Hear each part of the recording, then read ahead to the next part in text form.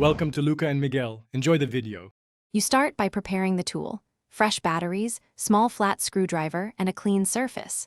Once ready, remove the probe cover and power the thermometer off.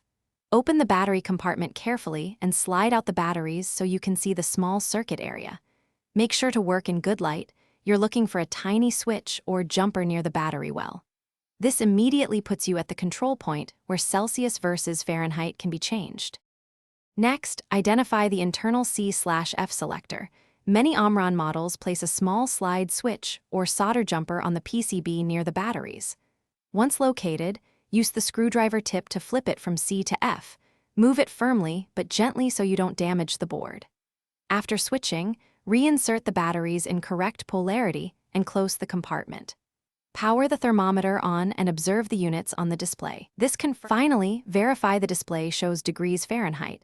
Take a quick sample reading to ensure stable output. If the display still shows Celsius, reopen the compartment and reconfirm the switch position.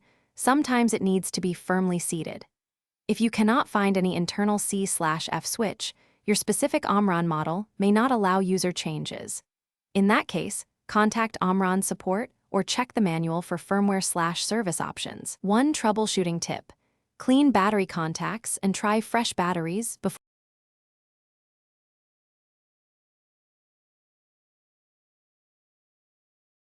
Thanks for watching and please subscribe. It's the best investment you'll ever make.